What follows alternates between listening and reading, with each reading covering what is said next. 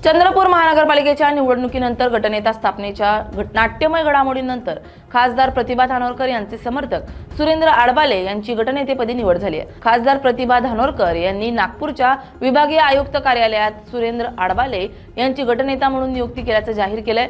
ही माहिती मिळताच विजय वडेट्टीवार यांनीही त्यांच्या 14 नगरसेवकांना विभागीय आयुक्त कार्यालयात पाठवले।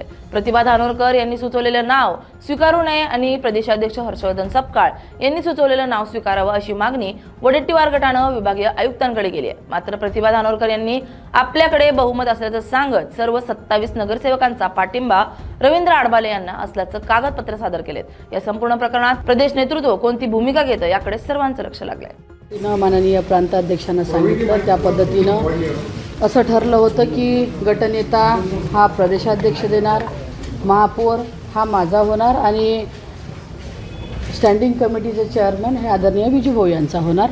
त्यानुसारच सगळं ठरल्यानंतर या गोष्टी आता वेळेवरती त्यांनी गटनेत्याची मागणी केली, पण गटनेता प्रांताध्यक्षांना सांगितलं होतं की ना धानोरकरच्या गटाचा राहील ना वडेट्टीवारच्या गटाचा राहील, गटनेता हा प्रांताध्यक्ष देईल आणि प्रांताध्यक्षांना जे नाव दिलं त्याच नावाचा गटनेता आम्ही या ठिकाणी देऊन रीतसर आम्ही पक्षाचा गट या ठिकाणी फॉर्म केला। बहुमत कोणाचे जरी असलं तरी आता निवडून आलेले 27 लोक हे पक्षाचे आहे, पक्षाच्या सिम्बॉलवरती निवडून आले आहे आणि आम्ही गट फॉर्म केला। त्या गटात पक्षाच्या सिम्बॉलवरती निवडून आलेल्या सगळ्या लोकांनी यावं, त्यांचं या गटामध्ये स्वागत आहे आणि आम्ही केलेला गट हा कुठेही अवैध नाही, रीतसर सगळ्यांच्या प्रोसिडिंग हे ते सगळे प्रोसेस पूर्ण करून आम्ही हा गट या ठिकाणी नागपूर काँग्रेसचा आणि आज जे घडत आहे हे पहिल्यांदाच अशा प्रकरण घडत आहे, कारण की प्रदेशचे अध्यक्ष काल येऊन गेले, त्यांच्या समोर ही घटना झाली की आपण सर्व मिळून करायचं आणि जोपर्यंत माझा आदेश येत नाही तोपर्यंत कोणताही गट निर्माण नाही करायचा।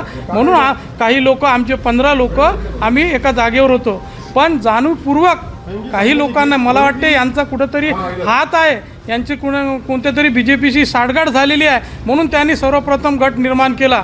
अशा पद्धतीचं आम्ही हे जे पद्धत झाली त्वरित आम्ही दिल्लीला सुद्धा सांगितलं आहे। या प्रकारे जर काँग्रेसला खिळखिळ करण्याचं काम जे काही लोक करत असतील तर आम्ही ते बरोबर नाही। दुसऱ्या गटाकडून दावा केलेला आहे की प्रदेशाध्यक्षाच्याच आदेशावरून आम्ही गट स्थापन करण्यासाठी आलो आणि दोन्ही गटांनी एकत्रित गट स्थापन करावा, फक्त गटनेता कोणाचा असावा, 2 गटापैकी कोणाचा असावा याचा वाद आहे।